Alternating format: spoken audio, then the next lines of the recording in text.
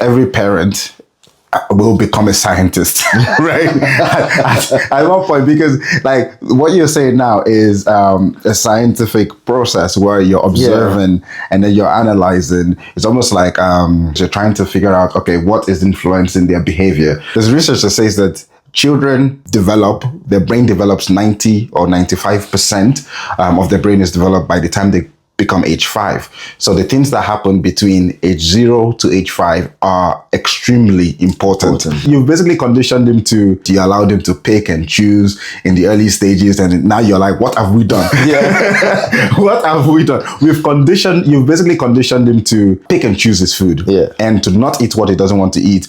And even if it's good for him. Even if it's good for him, he doesn't want it. Yeah. What I want to do in the next phase of his life right now is giving him that freedom, but still being there behind the scene, not letting him know that I'm there. A lot of parents finally come home and then they continue working. So either on their phone or on the laptop, or doing something else, maybe relating with another family member or whatever, and ignore the home or the children. Yeah. So that is a case of being physically present, but not emotionally there. Yeah.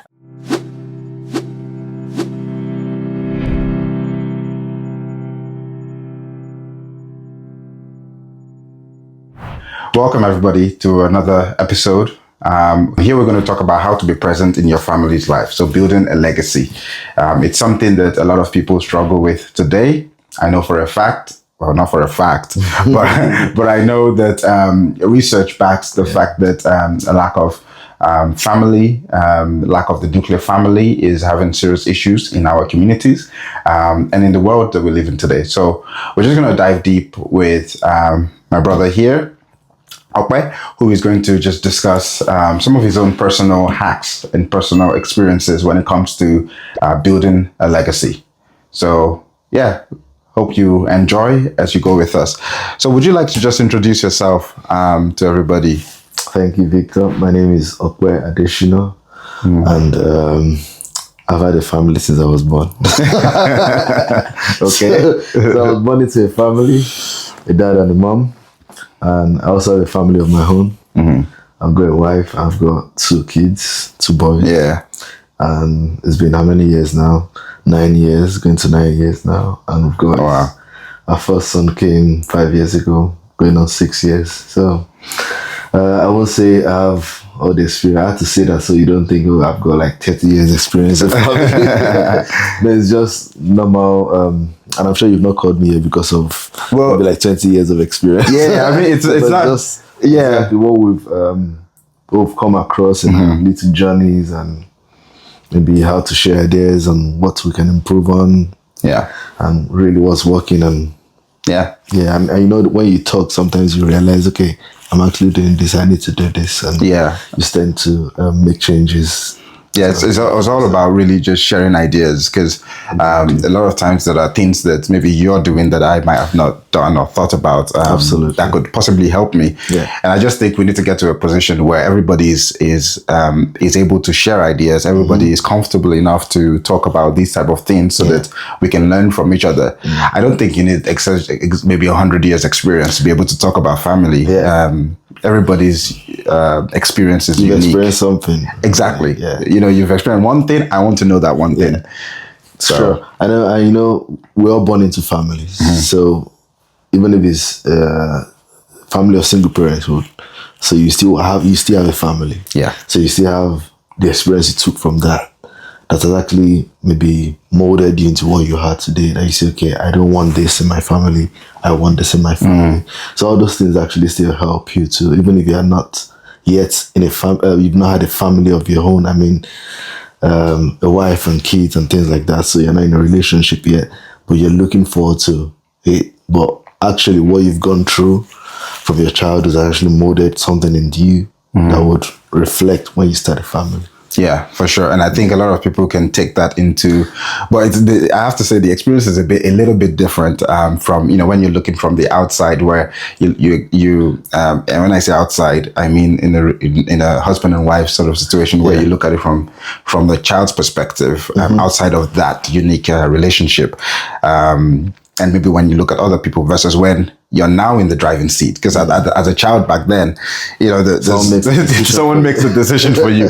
But the moment that you have the opportunity to be in the driving seat, it changes a lot of things, because there are a lot of things that you then need to consider that maybe you didn't have knowledge of in the past. When it's just like, you know, when I look at my workplace or anybody's workplace, for example, usually there's a certain amount of information that the higher up would have to help make decisions that maybe people that are working below them might not have, right? So, but then you would be complaining about what the decision they're making. By the time you not get to that position, you're like, oh, I see. I mean, sometimes I think I need to apologize to my parents. I'm like, oh, you mean they went through all this? Now I can see it firsthand with my kids and with family, and having to juggle work and all the other responsibilities attached to it, and you're like, oh, my parents actually went through this. For me, my parents had 6 kids, so you're like, okay, how did they cope? Big family.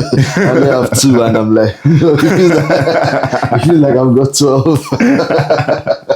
I mean, I have 2 as well. It kind of helps you like relate to things, and kind of appreciate your parents more, and want to like, okay, what are the things I took for granted then that I need to start implementing now? Yeah, you get what I'm saying? So it helps you to think wide and see maybe some things that you said, oh, I wouldn't do when I have my own family, but you realize I'm actually doing it now.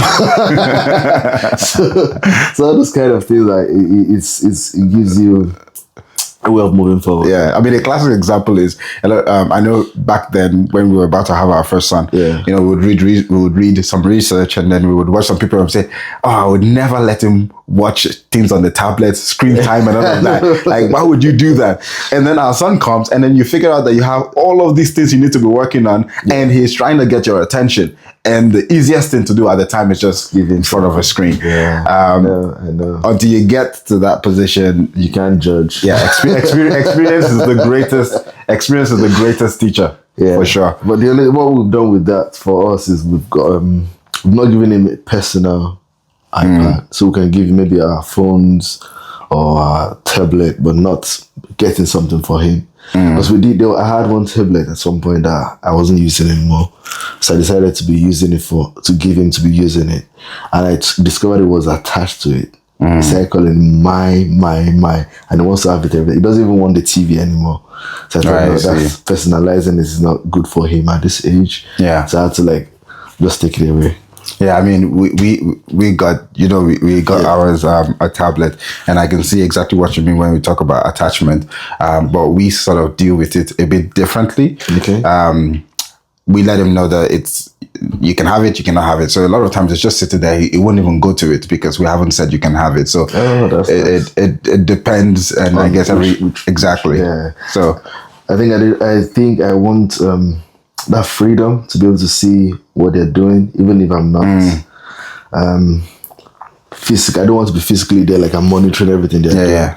But I want to see from a distance how they respond to things. And sometimes when you're watching, you don't actually know what it is, and you don't know how they're responding to it. I want to know how they're responding to it. So either it's good or bad. I'm not talking about maybe they're watching things that are not appropriate for them.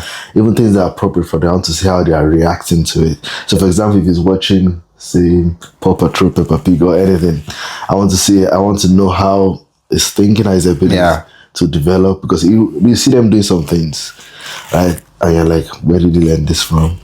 You understand? You actually can pick it up, but if you know, maybe you're doing your work and you just heard something, you know where that thing came from. It's only your watch, and then when he displays that thing as well, I think he does something. It's something he says, oh, I'm like, where do you learn that from? And then he says, oh, I learned it from Paddington.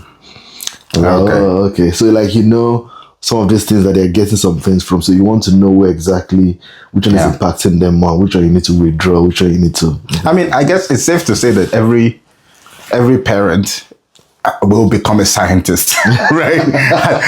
at one point, because like what you're saying now is a scientific process where you're observing and then you're analyzing. It's almost like a psychologist or something. So every parent will get to that would get to that point in time with their children where they almost act like a scientist, they act like a psychologist, because you're trying to figure out, okay, what is influencing their behavior. I know for a fact that, once I feel like, I keep saying for a fact, but there is no fact. It's all opinions, hypotheses, theories, whatever you want to call it. I know that once my son turns one, they are a complete different person. Yeah. Like they change. And I would imagine they're observing more about their surroundings. Once they turn 2, again, they change. Their brain is developing. There was a recent research that said that, and this is how we're going to start into building like legacy. We've kind of had a nice chit chat. Yeah. There's research that says that children their brain develops 90 or 95% of their brain is developed by the time they become age 5. So the things that happen between age 0 to age 5 are extremely important. So that's going to be the basis of our conversation today. But let me just get from you, what do you think? What would you say is what is building a legacy to you? And how important is that in your family's life? Yeah. So just before you go into that, you mentioned just another age 0 to 5. 5, yeah, is very important. So my son has just gone past that 5 to 6. So I think my report card should show what exactly I've done right and what I've done right. So most times it's just engaging them in and making sure that you're there, so they know that you're there. So I think that's what I've tried to establish at this point. Yeah. So, but building legacy for me is giving something that lasts for a long time. So, for example, building a legacy it shouldn't be material. Material things could be attached to it, but not actually material. I mean, in terms of knowledge and how they do things. And my own personal view of building a legacy is to condition people to do certain things. Okay, interesting. I believe in conditioning rather than forcing, or because, for example, the government is conditioning us to do something. I mean, but if we look at it this way, right? We're conditioned one way or the other, and we are conditioned one way or the other. Okay. Different aspects of our life. The media is conditioning us to do some things. The tech industry is conditioning us to do some things. COVID conditioned us to do some things. Would you say that's a good thing or a bad thing? Because when someone hears the word, you're being conditioned to do something, it automatically sounds negative. It sounds like manipulation. It sounds like that kind of category. Would that be a necessarily good thing, to be conditioned to do things? It depends on the way you look at it. So for me, I think it's an investment. So when you're investing, you are conditioning for example, you are trying to invest in something, you're conditioning it to work out this way. It might not actually work out that way, but you're laying your bricks. Yeah. To be sure that it's got a good foundation. And then they'll get to a point whereby you can't actually do that, influence anything anymore. So it just has to do. So for example, let's say it's compounding interest. So you just have to let the time do its bits. So as they're growing, time will start to work, do its bits. So you have to, at the initial stage, you just have to condition them, because they'll start discovering things for themselves at some point. And when I mean condition, you're conditioning them with an understanding of what they're doing. So not just conditioning and saying, oh, you can only use rice or bread. I don't think that's a good one. So, for example, my son doesn't really like veggies. So if you say you have to eat, he might throw up. So, but we're trying to make it so we understood that from the first 5 years, we've allowed him, we've given him that freedom of picking what he wants to eat. Do you understand? So if he doesn't like this, we just say maybe he doesn't like it. Yeah. So we want to give him what we think he likes. Yeah. And we realize that he's actually being conditioned to only eat those things. I see. So you have to correct it. So you have to condition them to say, okay, when you're cooking your rice, you put veggies in. So this is what we've got. You have to hate it. Kind of. So it's not like the conditioning kills him, but it's just you're trying to mold him to something that will make him better off. So, and when he grows up with that, it's not like he's reacting negatively to it. He's enjoying the fact that he was made aware of this earlier on, and then he can build on that by himself. Yeah, I think that's a powerful point. Conditioning. Yeah. Like, but it's just a strong word. I feel like I feel like it's the appropriate word, actually. Yeah. I mean, what other word could we use? Influence, but influence isn't really. I think if you put it in the light of what you said, as in conditioning them, it's almost like you're building stuff. So if for example, I want to be the best footballer in the entire world, I have to condition myself to get to that position. I have to like football in the first place. I have to maybe watch football. I have to go to football trainings. I have to buy the football kit. All of these are conditioning myself, basically putting myself in the best possible position to succeed. So when you say, I get it. When you say you're conditioning them, you're building the blocks that would help them to succeed in the long run. You give an example of eating veggies that you allowed them to pick and choose in the early stages, and now you're like, what have we done? What have we done? You've basically conditioned him to pick and choose his food, and to not eat what he doesn't want to eat, and even if it's good for him, he doesn't want it. I mean, children naturally want the sweet things, the ice creams, sugars, and all that, but you want the good bits to be mixed with it. So you don't want just the negative things or the unhealthy food, the processed food. So you want everything. So how do you condition them to want to eat it? So you might say, I think the other word to use if we don't want to use condition is to discipline. But if you say discipline, as a people might say, what are you disciplining? Exactly. So it's a case of conditioning to say these are the options that are good for you. So don't look past this. Just help them to understand everything. So sometimes it says, I want to eat chocolate, and I'm saying no. If you eat this, you will have chocolate afterwards. So you have to eat to make it balance. So you have to eat your food, finish your food. And sometimes when he finishes his food, and maybe like sometimes he can eat a plate of food, small portion of food for an hour. Sometimes he says 1 hour. Sometimes he says, I need a break. Can I take a break from eating?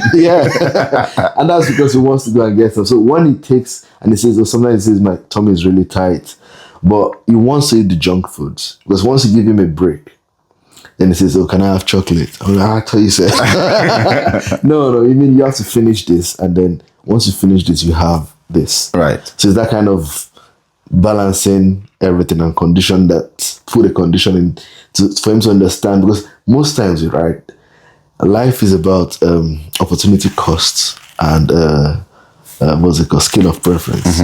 So what you put at the top is based on your understanding at the time. So if you say, for example, we could be saying, oh, I want to go and play football or swim or play golf at this time instead of having this, but we thought this is more beneficial to ourselves and someone else out there than doing that. So that's the scale of preference. So what you put at the top of the scale should be your priority. So, and then we've seen what exactly are we missing out on this? Maybe free will. Okay, so what will the free will actually cost him at the stage of his life?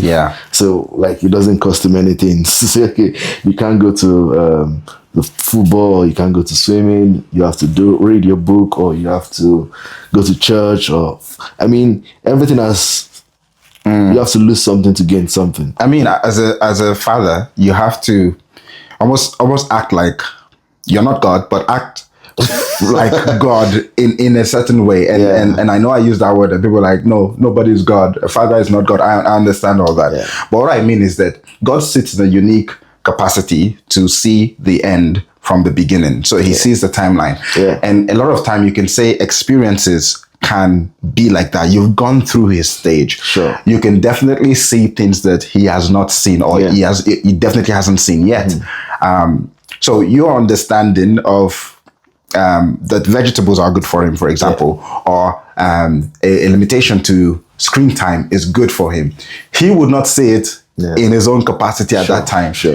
So it is up to the fathers, up to us and the mothers, it's up to the parents to ensure that the knowledge that you have is beneficial for your children. So how do you do that? How do you, because the different children in this world, and I strongly believe that it depends on how you raise them between that age of 0 and 5. Yeah. If you're unable to establish your authority in a house between the age of 0 and 5, it's going to be very hard for you to do that past that age. Yeah. Right? That's what I believe. Because they've gotten used to it. They've gotten used to it. Like, if 90% of their brain develops by the time they're 5 years old, the remaining 10% is definitely not greater than 90. Like, let me give you an example now. So, you mean we only had COVID for 2 years. Yeah. And then everybody had to work from home for about 2 years. And then we are so conditioned to working from home, even as adults. Yeah. We don't now talk of children that have been doing something for 5 years. Yeah, true. And then you want them to switch. You understand? It's a difficult transition. Now everybody's trying to force everyone to go back into the office, trying to do some hybrid. So it's difficult. We're human. So what we do more, we get conditioned to doing it more. Yeah. So what was the output you want? So you kind of condition yourself to, is a way of disciplining yourself. Yeah. To be able to get a certain output. Well, then the question would be, how do we condition our children, right? Yeah. So I think the first step for me, like I said, is to ensure that your authority is established to some level, obviously to the best interest of your family, to the best interest of your children. But then how do you then go about conditioning them in things of life? I know that when I was younger, a lot of times I would want to go play outside with my friends, and my dad would kind of say no. I think I was a bit smart when I came up with a strategy to get him to say yes. But how do you condition them to accept that decision that you have made for them? So I think one of the things we do is to, as I said, I was talking about scale of preference. So everything has priorities. So which one is more on the ladder? So I think yesterday was asking me for, said he wants to go to TK Maxx to get a particular toy. We're coming from swimming. Even knows where to get the toys. So I told him, I said, but you don't have money. So he said, oh, well, yes, I gave my money in church as offering. So he said that my uncle said, I shouldn't, that it's not for spending, that it's for offering. And then so I said, okay, so which one would you have wanted to spend it than give it as offering? So it was like, so he got confused, like, so which one is more important? Yeah. So I was able to let him know that it's more important to give than to buy that toy at that time. So if he has more money, he'll be able to buy the toys. So I said, but I don't have, but I need to work, my laptop is broken. And what? How old is he? He'll be 6 in July. He said he needs a laptop. He needs a new laptop. Who is going to hire him? Please tell me. I really don't know, but because he sees us working on laptops. Yeah, I see. He needs a laptop to work. He said, but I don't have a laptop. I need a laptop. And I'm like, I couldn't explain to him, okay, you need a job to even need a laptop. Yeah. So, but that kind of discussion actually helps him to understand, okay, I need to get money, I need to work. Yeah. And then once I get money, I need to give. I need to buy this, I need to buy that. So he understands that money doesn't just come. I need money, that give me your wallet. And so he's kind of having the understanding that he needs to work to get money, which is good. Yeah, it sounds like teaching them common sense. That's what the world needs. I think so because should we say that, maybe not common sense is the word, but I think that's the world is lacking common sense right now. The world needs common sense. But it sounds like teaching them the process and not just giving them the results. Yeah. Right? That's it. So there's a process to getting there. A lot of times when, for example, I recently learned, I watched a video where the man was saying, okay, his son came over to him and said, Daddy, this is broken. What can I do? And then Dad said, throw it in the bin. It's like, but I don't want to throw it in the bin. So, well, what do you want me to do? Yeah. And then the dad said, well, either you throw it in the bin or you leave it broken. And then the son decided, okay, fine, I'm going to fix it. And then he fixed the toy and now he could use it. Yeah. Every other father or a lot of fathers will take it, fix it for the boy and give it back to them. Yeah. Now the boy hasn't learned the value of making that decision, for example, and being able to maybe fix it. So that's something that I've sort of imbibed. Yeah. But it's about that process, not just the result. Of thinking. Yeah. And I know, at this stage as well, what I've learned in the 1 to 5 or 0 to 5 years is that they ask a lot of questions. Yes. And I know at the next level as well, they will keep asking questions, but the kind of questions they're asking now is like they want to know. And then maybe the next level is like they're questioning you, like, why can't I do this? Yeah. You understand, based on what you've given them in the first 5 years.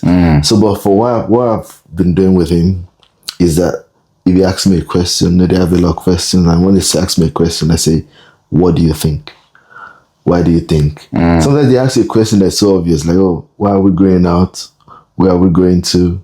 I'm like, where do you think we are going? And I say, oh, we're going to Daddy Isaiah's house. Okay. So why did he ask me that? So you understand, making them understand why they're asking a question, and then they can also think of an answer. So it gives them that level of free will to think and to make a decision. Because you want them to be able to, I don't want to be, I know a lot of people, because in the past, I think somebody was having a discussion with me. It was like when they were growing up, right? You can see everyone playing around and doing whatever they want. But now everyone is more secure. See everybody in their houses. Just face your put on the TV for your kids. If your dad was working from home when you were younger, I'm sure he would have said, "Oh, go and play outside. I need to work." But now you just take the TV. Put Netflix on and you're watching it. But so that kind of interaction and developing themselves, making decisions. I mean, I played football on the street. I ran. I did different things. So, but that I can't allow my son to do that now. Do you understand? It's because of the environment we're in, and you start to question, am I being too restrictive? And that's what we're doing in this generation, because we feel like, oh, there's a lot of evil out there. So I think what I want to do in the next phase of his life right now is giving him that freedom, but still being there behind the scene, not letting him know that I'm there. Right. So they do this open day in school sometimes, and then they call the parents to come in. And then there are times we've gone in. Most of the times we always go. And then some parents don't actually come. But I realized the effect on him. It has on him. By the time he sees us, he just runs from wherever he is, just come and hug us. Oh, wow. And once they allow the parents come and they open the door for you see him from afar. The last one I went for was just looking through the door. We didn't tell him we were coming. Okay. So, but he was looking through the door and my parents also coming. I see. Do you understand? Yeah. So, but the next thing I want to do is, possibly, but I'll probably have to ask for permission from the school. I will just be hiding somewhere in the school and just see how he reacts. Right. When we don't come in. If he'll still play the same, if he'll still make reasonable decisions, if he'll still interact well. That would be interesting. Just to see what he does from a distance. And I want to be giving, so just to give him that, to be able to understand how much is maturing and where I need to step in. Gradually, so I can trust his decision. Growing up, my parents didn't trust my decision. I wonder why. That would be my question. Why? They didn't trust my decisions because they were there, and when they're not there, I make my decision. They don't know that I've made a decision. So they didn't trust me a lot of times. But they probably trust me in something, maybe in terms of housekeeping, doing some basic things in the house. They understand that, okay, if I'm at home, I won't go with my siblings. They'll be the one doing it. So they kind of trust me in that. But in terms of making any decision outside of the home, it just doesn't make sense to them. So they don't trust. So it got to a point where I had to start building that trust. Gradually until I can now tell them, oh, this is what we need to do now. So growing up, I didn't get that. So I want to give him that freedom, but I want to guide him. I see. So, in this, because if you don't give them, at the end of the day, if you restrict them, by the time they have their freedom and they get out of their house, they will make their own decisions. So I want to make him understand his decisions earlier. So if he comes back and maybe he says somebody eats him, okay, that's a good example. So if he says somebody eats him in school, I was like, why did you let him hit you? Right. So I've not told him to fight back. I've not told him, so why did you let him hit you? He was like, no, he just came. I didn't do anything. He just hit me. I said, no. I said, your responsibility that no one should hit you. And the first time I said it, he was just confused and looking at me. But I've said it over time because even when Ian, his younger one, is playing, and he says, oh, Enoch eats me. And I'm like, why did you let him eat you? So is it that you defend yourself or you leave the place? So you have to make a decision on what is best for you at that time. And then sometimes I see him running around. I say, oh, he not wants to eat me. So I'm like, okay, now you're making that decision. It's either you fight back or you flee. Or you flee. So you consider the consequence. Okay, this person is bigger than me. If I try to fight back, he might actually kill me. So I better run. Yeah. Or I can actually handle him and just let him stop. And then restrict, stop. So giving them that freedom to make that decision gradually. So when it's time when we're not there, I'm confident that it can make a good decision and a good choice. Very important. We're going to quickly go to building a legacy. Yeah. One of the things you said, knowledge, and which is one of the things you look to pass on in terms of building a legacy. But let's talk about the example that you gave of when you go, you tend to go to his school, and a lot of times the parents don't go to the open days. I'm pretty sure that has an effect on children when I believe so. When your parents are there for you versus when your parents are not there for you. Yeah. So I was studying earlier. There are two sort of type of ways where a parent can be there for the children. One is the physical way, actually being there, and one is the emotional way. So actively being there emotionally. And I believe that both of them play a role. For example, in your experience, what is your experience like, and when it comes to actively being there, emotionally and physically, and what have you seen what has been the effect of it with your children? So I think it's very important to start with. So both physically and emotionally. So physically they can see you and then they feel safe. Yeah. They feel safe around you, that okay, I know daddy can do this, mommy can do this, my parents can help me out. Yeah. If anything goes wrong. So in that little space, they can do anything because they know they have a backing. Yeah. So that physical presence is good. And in school, he knows that if his dad is there, nobody will come to come and hit him.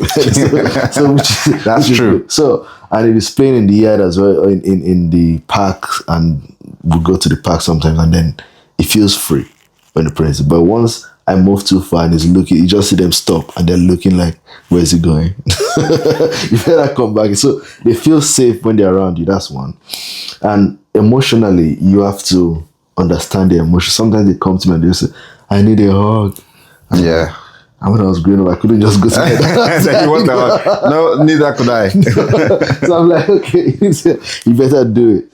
And then there are many things that I kind of realized, okay, maybe they need more emotional support. And they just say, I want a hug. Maybe when he's crying, when something happens, he just says, I need a hug. And once you hug him, he just stops and goes back to what he's doing. So sometimes we can't downplay the fact that they need some emotional support. Yeah. Like you can't, because you can't explain what they're going through. Yeah. I think there was a time I took him to school, and I take him to school most times in the morning, and my wife picks him up. So there was a night where we're just having a discussion, and I was saying, dads don't kiss children. Dads don't kiss their children. Okay. It's moms that kiss their children. And I think that's come from what he's saying in school. Yeah. When they're dropping off, obviously I just give him a hug, go. And he sees that other dads as well are doing the same thing. Hugging, go, yeah. So like, his mom that go, mom. Yeah. So he just used that in his head that dads don't kiss. So these days I'll be giving a peck. So that you can change the narrative to dads do kiss. Yeah, so just to give him that kind of support. So maybe for example, when the mom is not there, maybe she travels for a month or so you're like, okay, he doesn't feel like he needs that. So you can also get that from you or from anyone else. So to understand what they need per time and what the effect he has on them. Yeah. And most times I try to be there when at important times. Yeah. Because sometimes even if it's difficult for me to take them to school in the morning, I just want to say I want to take them to school. And while we're going, we're having a discussion. So I'm creating like a bond time with him. And I'm also, and there's something happened in school, right? And they were saying, this person said something, and the same person said they should keep it secret. Okay. Yeah. And I'm like, this is year one. What? This is just year one. So I know, like, so what's the thing? And then he ended up telling me. So I'm like, okay. So, but if I'm not having that conversation with him, nothing will happen. So I realized that I need to be more involved. And I just ask questions like, oh, how was school today? So he says some things. And then sometimes he doesn't even say anything. He just says fine. Sometimes he tells you what he hates. Sometimes he tells you I did maths. And that's all. But later, if I'm giving him his shower, when he's having his shower, and I'm just like, oh, hope you had a good day in school today. He says, yes. Who did you play with? He says somebody's name. And then just goes, maybe says, I played with Steve. And then randomly just says, do you know what Isaiah did today in school? And just start saying something else. Okay. So that conversation it helps you to understand what exactly is going on and how some things are affecting him. But he's saying it freely without him even knowing that it's giving you a lot of things to process and a lot of things to help him, to guide him. Yeah. Because at the end of the day, you're trying to build a path. So it's more like you're building a pipeline for him, and you love him so much, so you don't want him to go out of scope. So you know that, okay, if this is what's going on, I need to adjust this to flow this in this direction. Yeah. But I mean, I think that's super important, and I don't think those kind of conversations can happen if you haven't built a culture of having this type of conversations. And I think, like in the psychological world, and even for adults in the world, a lot of people tend to talk when they're comfortable. Yeah. That's why when there's freedom and comfortability, you don't feel in danger, you feel secure and all of that. That is why a lot of times when I watch a lot of these interrogation videos and negotiation videos between maybe like the police and the suspect or whatever. And a lot of times what you will see is that the first thing the police will do when they're speaking to a potential suspect is they'll make sure they're comfortable. Do you want a cup of tea? Do you want a cup of coffee? And to the point where they will say, do you smoke? And then they will bring something. They say, oh, what would you like to eat? They will get him the food, whatever, to make you feel comfortable. Because a lot of people talk when they are very comfortable. And that's the example you gave. You were in the shower, he felt comfortable. You were just talking, no pressure, just talking. And then that's when it just goes off. I have a similar example. A lot of times I pick up my son, both of them, and on our way we just talk, how is school, the usual talk, and then sometimes I just like, oh, who was there today? Who was your best friend? What happened? And then there was a time, I think last year, when he said the name of this boy called George at the time, and I'm like, oh, is George your friend? He said, no, I don't like George. I'm like, oh, why don't you like George? George is just mean.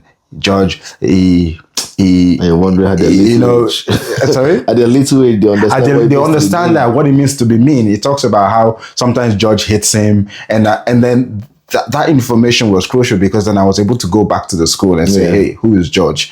Right? This is what I'm hearing is happening, and then they had to keep an eye on it. But if you're not having those discussions with your children, you will not know. They're not comfortable enough to talk to you. And I know people that right now they're already adults and they never experienced that type of conversation or comfortability with their freedom to express themselves with their parent. And it's having an adverse effect. Like some of them will tell me that they feel like each time their parent is there, they're walking on eggshells. You know what I mean? You don't know what's next. It can trigger something. It can trigger something, and that is definitely not a way you want to build a legacy. You want that level of comfortability, relationship, freedom, very key with your children. But freedom has to be if freedom is not how would I say it? I don't want to say curtailed. I think if freedom is not monitored, then it gets abused. So you want to give them some freedom, but you still want to condition the environment in which and how they express their freedom.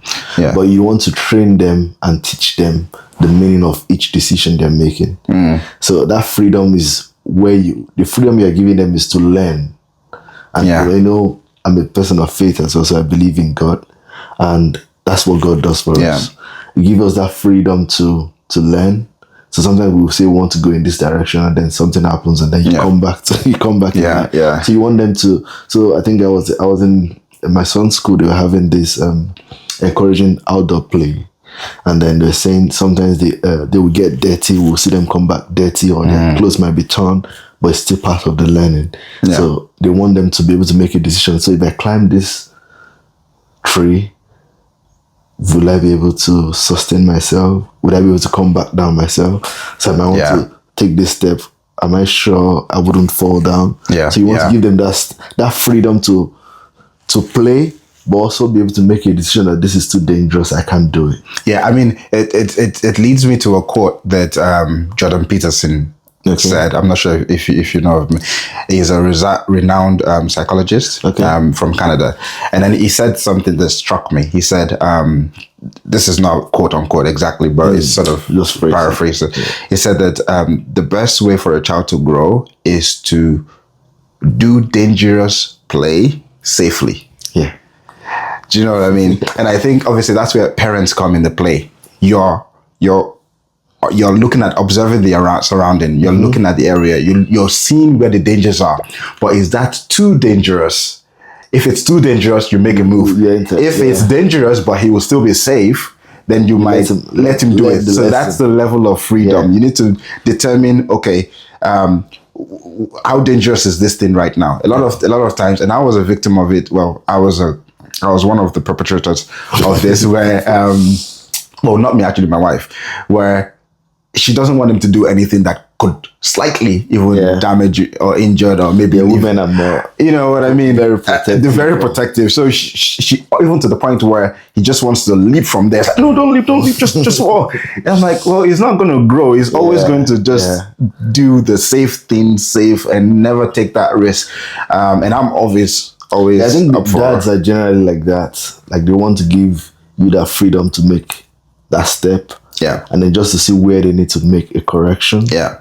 And that's why we need to be there, because if we are not there, we can't see where they're making the mistakes. Yeah. And how we can fix it. Yeah. Because most of the men wants to fix problems. so as we were saying it, but if there's nothing to fix, you just think everything is fine.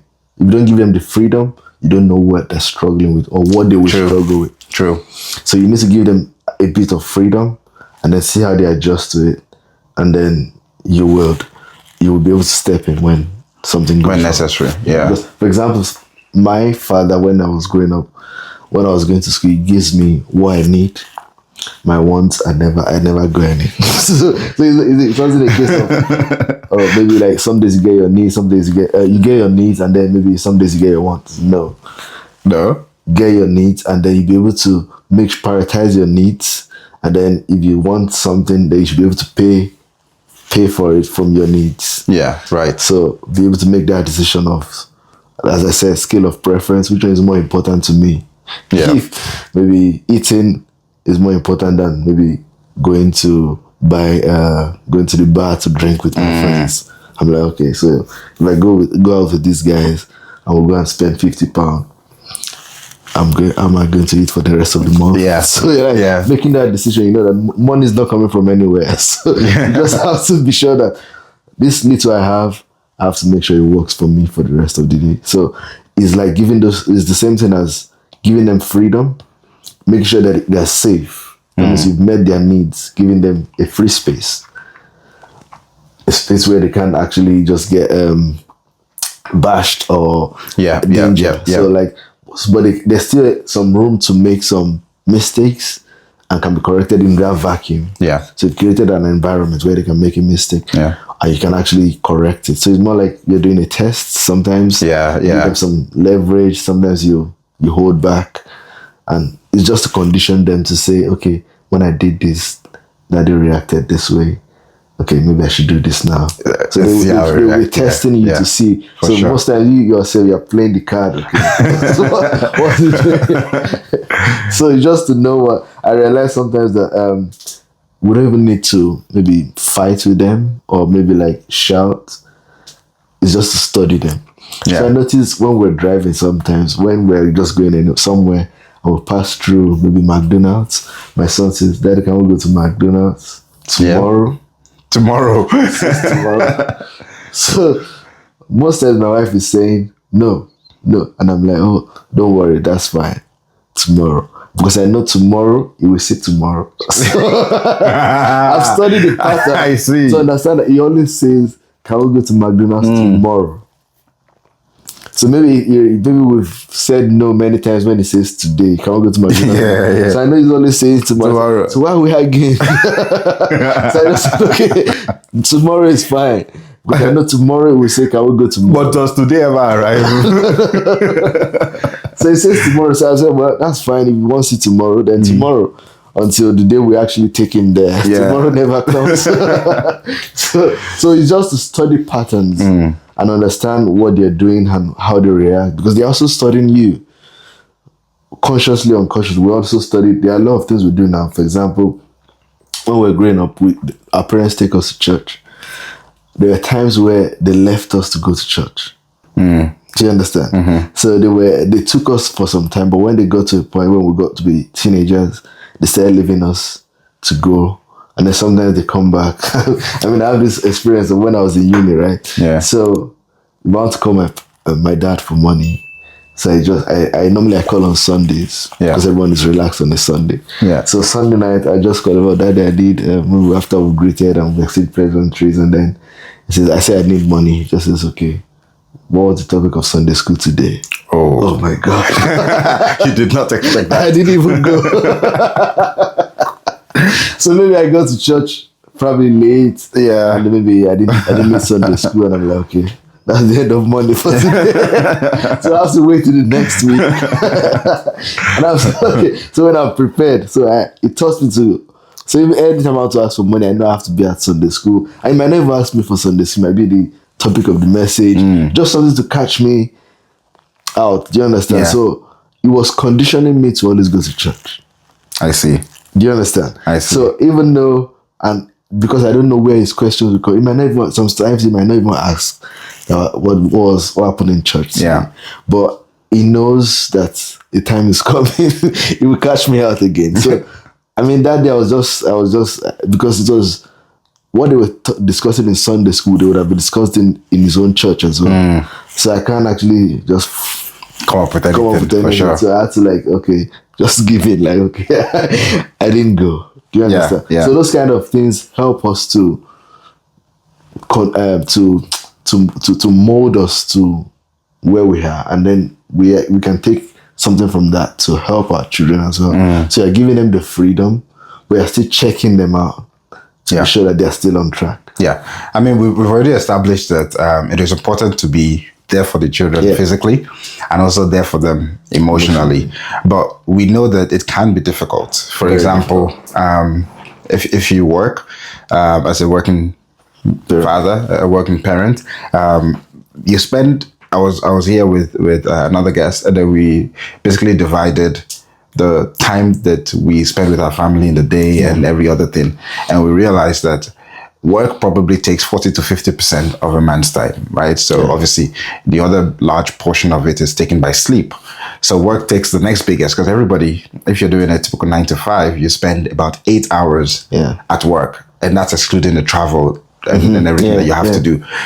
So and all that things in between. In between, exactly. So it takes a lot of your time that could have been with spending with children.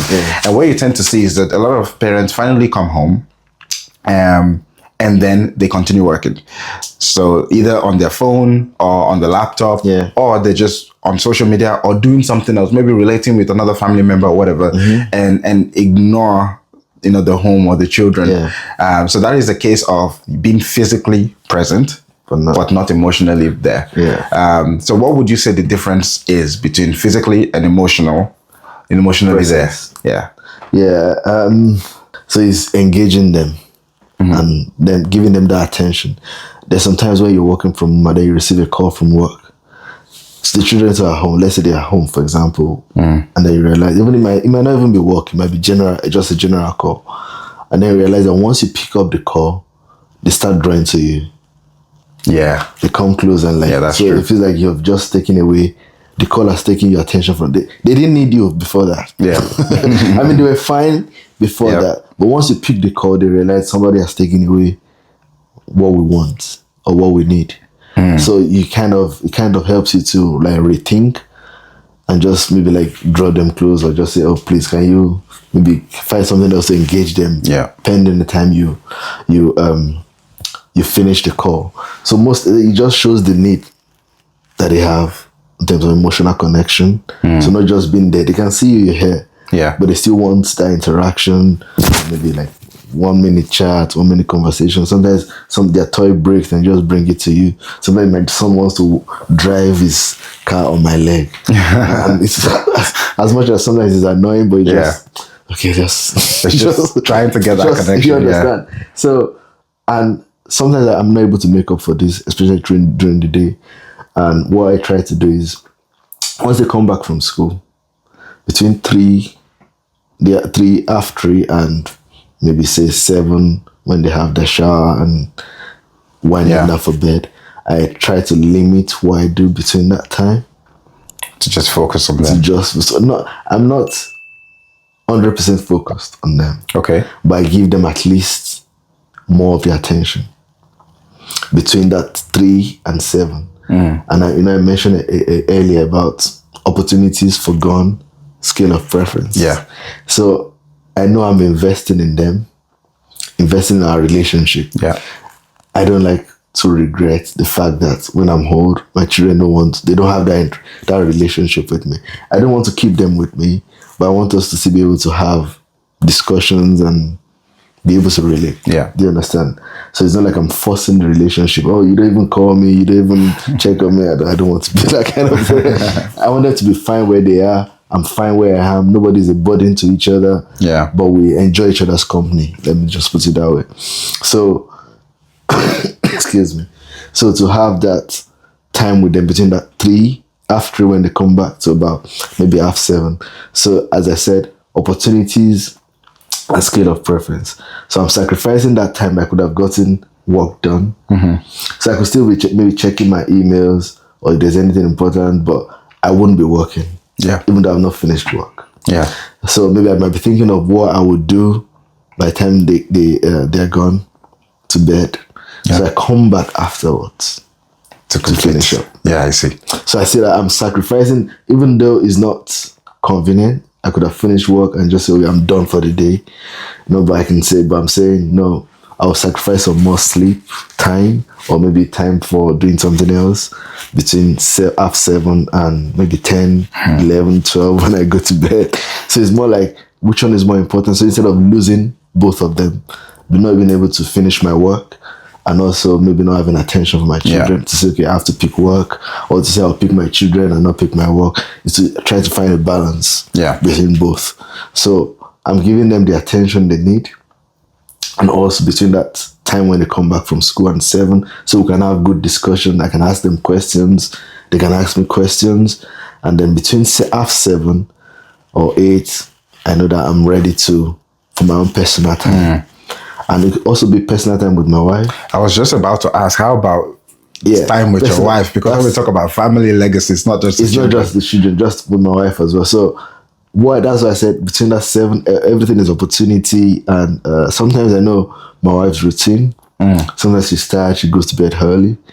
As soon as the children are going to bed, she's probably trying to go to bed as well. So like, okay, this is my time. Yeah. So I try to create my own time. So I've understood what my wife wants, the time she wants, my children as well. I know she goes to bed early, so maybe by 10 we just go. With the children, we pray with them by 8 o'clock. They go to bed. By 10, I know my wife is already winding down. Yeah, we pray, and then from 10 o'clock to maybe I give myself 2 hours. Yeah, to like midnight. 12, yeah, just to make sure I've ticked most of the boxes. I've done what I need to do, and then the next day we pick it from there. Yeah, do you understand? So it's more like balance, trying to find a balance, and I live my life based on, I think, that scale of preference. And we also do. I think everyone does. So what is important at this moment? But I don't always want to say, when it comes to my family and work, that my work is more important, and that's why I'm trying to do other things. You don't want to say. I don't want to say that. I don't like saying that. My work is more important than my family. Yeah. Because I know at the end of the day, everything will go away. But that family is still what you need. So even if I make $1 billion, I'll still need family. Yeah. So what I want to do is, so I don't rely solely on my job to say, oh, if I don't work, I don't get paid. So the little I'm getting, I'm trying to invest just so I will have free time for my family. Right. That's the end goal. That's the end. That's the end goal. Free time for your family. Free time. I think that should be everybody's end goal. Yeah. Free time for your family. Free time for my family. So because I know my wife will need me, my children needs me, but I can't say, well, there's no time.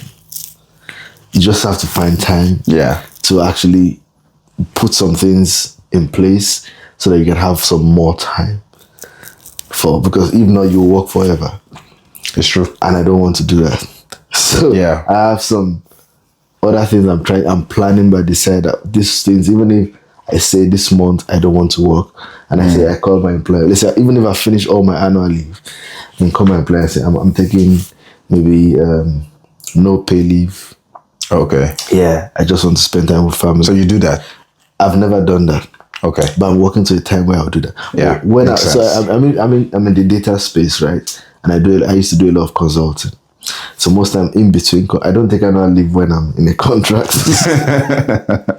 So once I finish that break time, so before I go on to the next one. So let's say the next one is maybe I pick the time. Yeah. So for example, let's say you need to start I'd say I need 3 weeks or 4 weeks. Right. I'll start at a certain date. So I have some time to maybe adjust some things within the family, give everybody some time, and make that different, just so that fresh energy or even go away at that time. Yeah. Just to create a new bond within the family, and also ensuring that everyone is in the same page. Well, I guess the key takeaway from that is time is valuable. Very valuable. And the most important thing is your family when it comes to your time. Yeah. And everything that we should be working on should be gathering things to buy your time back. Yeah. So that you can spend that time with family. And you know, it doesn't matter what spectrum you are, what race you are, what class you are, whatever it is. At the end of the day, everybody is trying to spend more time with their family, and everybody should be looking to spend more time with your family. So if you're thinking of working forever, no. I mean that is 50% of your time forever. Will be given to other people. Not your family. So that is very important. So one more thing. Okay. When we talk about, because I know a lot of people think, you know, it's I mean, it's good to take vacation with your family sometimes, and I think a lot of people have to think, a lot of people don't take vacation because they think it's so expensive. Like some people, I was speaking with some people recently, and they were telling me that they're asking me what's my budget for the next 1 year of vacation. I'm like, wait, there is a budget for vacation? like how much? I came up with some numbers. I'm like, okay, maybe £5,000 in the year. And they looked at me like, that is so low. I'm like, where are you going? Like, what do you mean that is low? So a lot of people, it dawned on me that a lot of people spend upwards of 15 to 20 to 30,000 on just vacation. I personally don't think you need to spend that amount. I won't even do that on vacation, but it's important. Maybe at this stage of my life. maybe in the future. Yeah, maybe, but I don't think I will do that, because I try to look at because it's the moment that counts, right? Yeah. So not necessarily where you go. Is what happens when. I see. Do you understand? So some people might say, you know, the way the media has painted everything, oh, you need to go to Paris, you need to go to Florida, you need to go to, they just, you know, and the marketers are doing their job very well. The trip advisors, whatever, they're doing their job to package holidays for you, which is good. So everybody kind of longs for it. Oh, package destination, blah, blah, blah. But there are a lot of things around us. Do you realize that actually, people actually come from wherever they are to Newcastle, where we are now, for holidays. Yeah, I would imagine. Exactly. I mean, so that's the way it works. So you don't appreciate what is around you. You want to go somewhere else. Fine, for a change of environment, which is good. But how far can you go? Yeah. So is it the destination? So if, for example, if am I going to, where exactly am I going there to do? Are we just going to sit in the hotel and maybe just eat food? But all these things can be gotten from anywhere.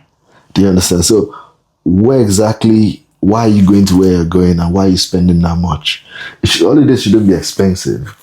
Yeah. If you know what you're doing. Where exactly do you want to gain from the holiday? Is it a family time? Yeah. Do you want to or go all out and just maybe, I don't know, party? I mean, I think the main key for holiday, a family holiday, should be to spend that time together. Yeah, so exactly. It doesn't really matter where you spend that time. It's as long as you spend time together. It can literally be at the next city. It can be in the same city, or it can be abroad. Whatever it may be, the key point is to spend time together.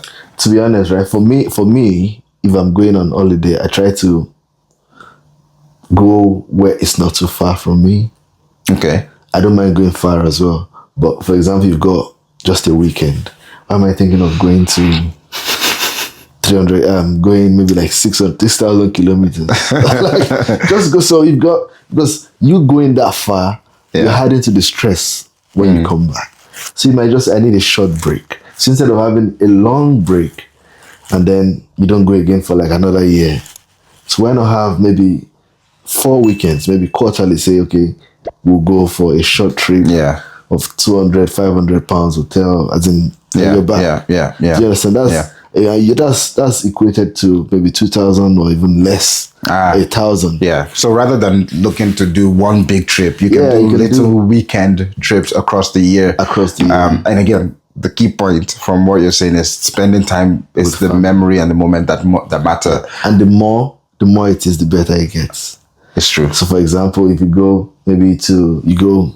to say for example, we go to London, or maybe and then next time we go to Bournemouth, and then we go to Brighton, do you understand? We go to Devon, you understand? So those are different places. Just for the weekend, you're still within. Some people you can actually go even within Europe, just 2 hours, an hour flight to some places, and they're not as expensive as. So you're trying to go to Dubai or so go just to make it short and valuable. I mean, it's the value you get from it, from yourself, that gives it value. Okay. All right. So I think there's been a lot of knowledge and wisdom that I personally have gained from this conversation. But I would want you to just summarize to everybody when we talk about building a legacy and being present in your family's life. What are the, say, top 3 to 4 tips that you would give people, or knowledge or nuggets that you give people to say, make sure you don't ignore these things? I think it goes back to your values, or your, should I call it, your goal for having a family to start with. So for me, for you, it'll be different. So like, why do I want a family? You know, some people just say, let's just get married, have children, and then we'll figure it out. So why do I want to? So I'm trying to create a relationship, a unit, a dynasty that will follow a particular trend, which is what God wants us to do anyways. So you're trying to mold a certain people. You know, every corporation has their own mode of operation. So each family should have that as well, and it's based on our goals. What do I want to achieve? So what you want to achieve. So we're talking about tips. We're talking about what exactly was your reason for getting married? What was your reason for for having children? And did you actually determine or say to yourself, maybe I want to spend time with my wife first, and then after we have children. So we're adding it layer by layer. So let's get to know ourselves well, and then we add our children to it, and then after that we see what happens from there. But understanding yourself and your goal. So for me, understanding your why do you want to start a family, and what do you expect to get out of it. I believe in molding my children, molding my wife, and my wife molding me, to make sure that we conform to our values and our vision, our family vision. Okay. I think that's the word, our family vision. So as I'm helping them, they're helping me. So by the time we're trying to condition our children as well to grow up with that value. Myself and my wife agreed on our values before we got married. So we discussed it. So we had our values. So understanding why you got married and the things you want that marriage to achieve, and what you want your family to be known for. Do you understand? So that's the number one bit. And then what do you want to get probably for yourself from that family. So what do you, because there's no point if you're just doing it for, let everybody just do it. Yeah. Do you understand? So without a purpose. There's no purpose. Yeah. So like, okay, maybe when I'm old, I want to see people around me. You can say maybe when just to have people to share some good memories with. And, you know, you don't just want any random person. So you want people that think like you, people like that understand what means a lot to you. Yeah. And will be able to give you that. Yeah, yeah. So you understand, so you're molding people and say, okay, this is what I'm getting in return. Not necessarily the material benefit of it, but in terms of, created to have relationships. Yeah, for sure. So you have relationship with your wife, you have relationship with your children, and without relationship, you're killing yourself. And you can't even get as far as you need to get to. Without relationship. I agree. Both work, but in the society, whatever it is, you need relationship. And so you want a relationship that will, most times in an ideal world, always be there for you. So do you understand? So that's what gives you value and motivates you to help people and do what you know that in the long run you also benefit from it. Yeah. So the first thing, what's your vision? Then what do you hope to get from it? Yeah. It might sound selfish, but there's something you want to get from it. Yeah. From your family, because if not, you get depressed. If those things don't come through, and then also it feels like there's no point holding the family together. Yeah. You might as well just gonna start with someone else. Yeah. Do you understand? But if there's a value and there's something you're looking out for, it helps you to keep it working. Because nothing just works. You have to put in the work. So I'm building a legacy, right? So you're thinking of what exactly can we do to impact the world. So you're saying, I don't want to just leave. By the time I'm gone, maybe then my children have got houses, they've got properties, they've got material things. Then they can say, oh, my daddy left that, my dad left that, my dad left that. But after a while, all those things fade away. As they probably sell it or do whatever they want. But if you've given them a way of thinking, a way of walking, a way of saying things, a way of saying life, they kind of flow through that as well. And that stays with them. And it flows with their children and their children and their children until. So it's kind of creating like a legacy that goes from. So you hear people say, oh, this is my great grandma's recipe. That was passed to my mom. That was passed to my grandma. That was passed. So it goes like that. It's similar to that you're trying to impact based on what you've learned. You're trying to impact others and you're making it flow, not for pride. Yeah. Do you understand? But you're solving a problem that will still last for generations. Do you understand? Yeah. I think it was, if you look at the Bible, for example, there are many stories of people that left legacies. For example, Abraham, that people are still like talking about. Things like David, people like David. Yeah. So like they left things, and people even in this world, in recent times, that have left things behind that people are talking about. And they're still being useful for others. So I mean, an example of that would be Steve Jobs. Exactly. The way he marketed Apple and the innovation. The packaging. It's not even about the product itself now. It's about the concept behind it, the idea, the innovation behind it. And people are now modeling it into their own business. Exactly. So it's just a case of understanding what you want to leave behind. Your children will benefit from it and others will benefit from it. And what do you stand for? I think the best way for people to know what you stand for is through your own family. Because it's difficult to tell your colleagues or maybe like your employees that, oh, this is what I stand for, and when I'm gone, you must still stand for it.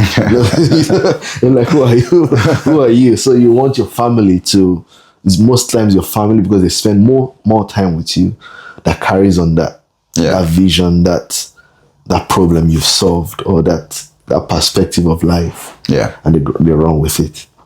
So what your vision, your family vision, what do you tend to gain from it? And also, what do you want to leave behind?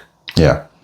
What do you want to leave behind? To impact the world. To impact the world. Or what problem are you solving? Yeah. And if I would say the last one is, why do I want to leave a legacy, right?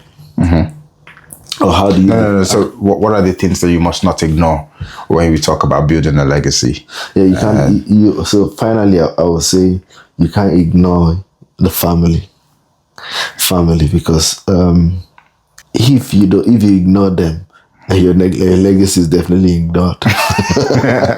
Because when you for example, if I don't have a relationship with my children or my wife, and by the time I'm gone, they're like, okay, yeah, daddy. All they know is daddy left us this. Daddy left us this. No knowledge, no wisdom, but the wisdom and the knowledge stays forever in their mind. Yeah. And whether you like it or not, you've conditioned people. So my legacy will be to help people to think in a certain way, to mold people to think in a certain way. Yeah, I'm a fan of the Bible, and it says we should renew our mind daily. So yeah, the more you renew your mind, the more your thinking is aligning with what you're renewing it to. Yeah. So you're refreshing yourself. It's like a software, you're updating it. Yeah. So the more updated it is, the better it gets. So the more you renew your mind and you're renewing the mind of people around you, it helps you to move quicker. Yeah. And faster. With alignment. I realized that, just to add this as well, that building a legacy, you can't do it without family. Because I realized that people that migrated into this country, and they come as maybe single parents, or maybe even maybe the husband or wife is abroad, they're just here. They struggle to settle. It takes them way longer compared to when the two of them are there as a family. Yeah. Do you understand? Because it helps you to do more. Your fight is you have that tenacity that I need to provide for my family, and then you have joint effort. Yeah. So it helps you to build up quicker. Yeah. So when you ignore your family, you have just you have cheated yourself. Fantastic. You've cheated yourself. You've cheated because there's a lot of things you can achieve, because you can achieve more with more people compared to just yourself. So you're leaving a legacy. People are helping you to achieve, to work with what you believe in, compared to you doing it yourself. Yeah. You can't leave a legacy by yourself. For sure. People have to carry it on. It has to be people to carry it. It has to be your family. Well, thank you so much. We're going to end it there. Thank you so much for it was great speaking with you. Thank you so much. I hope you took one or two things from that, but let's continue to journey to ensuring that we build a legacy for ourselves and for our family and for our children, and ensure that they pass it on. Thank you so much, and see you next time.